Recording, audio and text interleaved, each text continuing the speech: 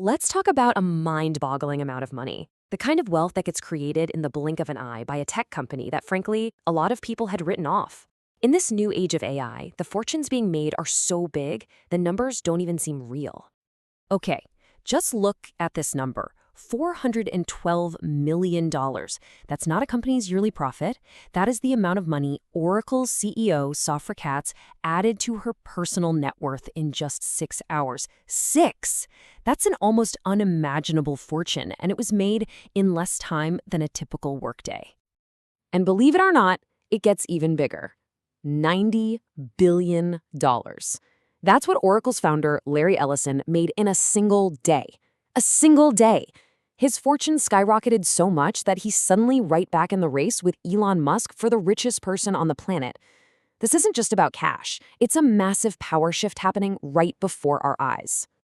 So, how on earth does something like this happen? Well, here's how we're going to break it all down. First, we'll look at that insane one-day wealth explosion.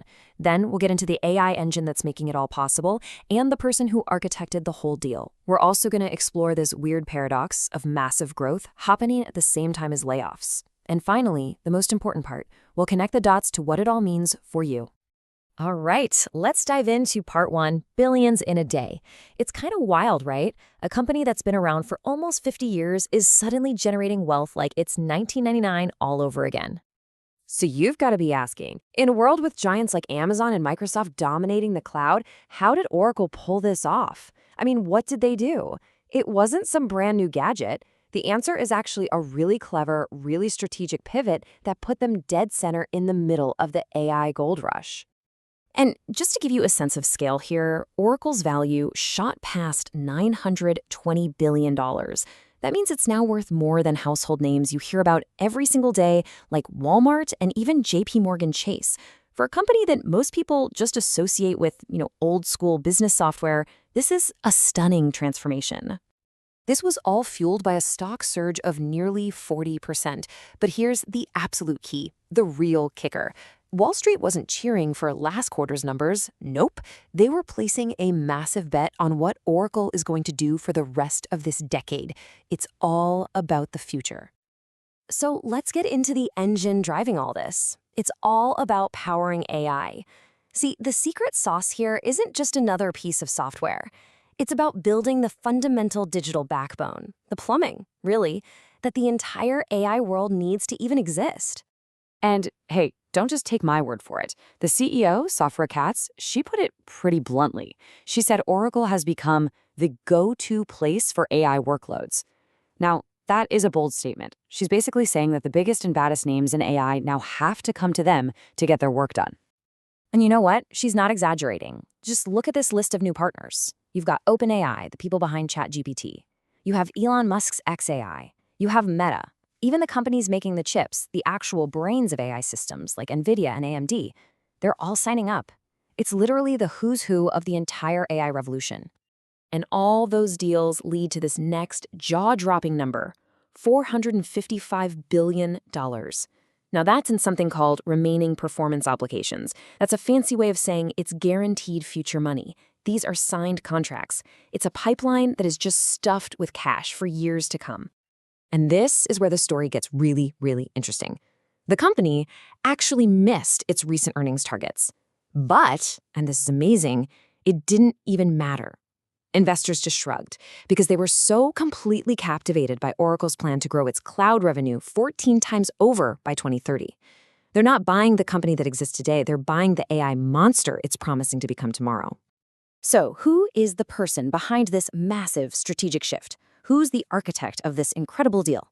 Well, that would be the CEO, Safra Catz, and she's been a central figure in steering this ship for more than 2 decades.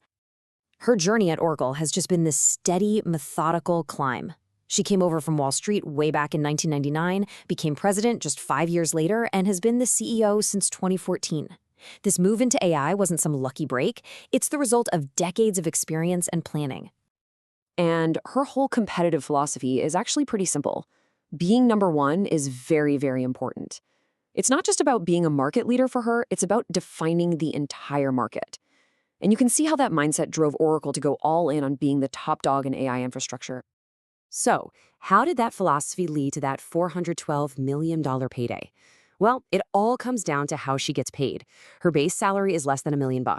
The vast majority of her wealth is tied up in stock options. So her personal fortune is directly linked to how well the company's stock does.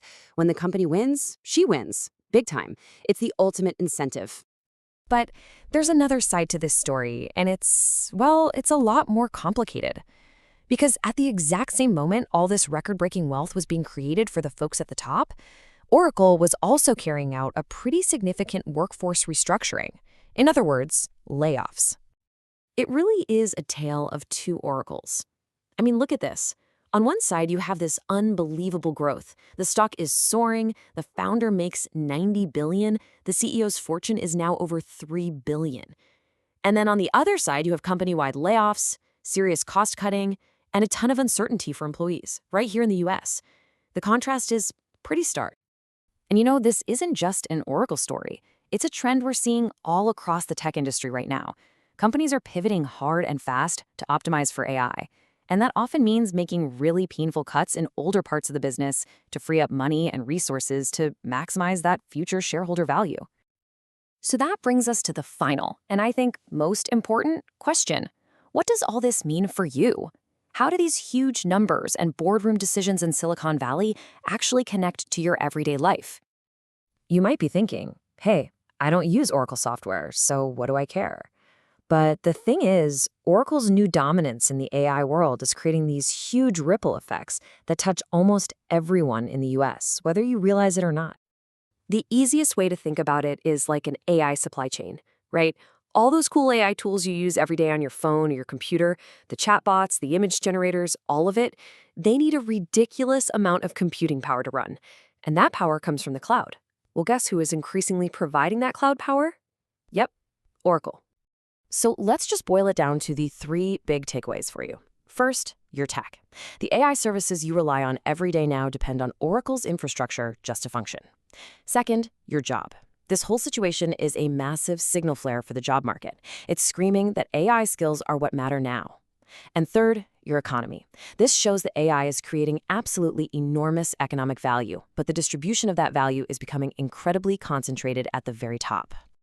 And really, Oracle's story is just a snapshot of a much bigger economic transformation that's happening. It makes you stop and ask a pretty tough question. When one company's success creates billions of dollars for a handful of people while creating real uncertainty for thousands of others, what does that say about the economy we're all living in? This AI-driven world is moving at lightning speed, and these changes are going to keep coming. To stay updated about the latest finance and tax updates that could impact you, make sure you subscribe.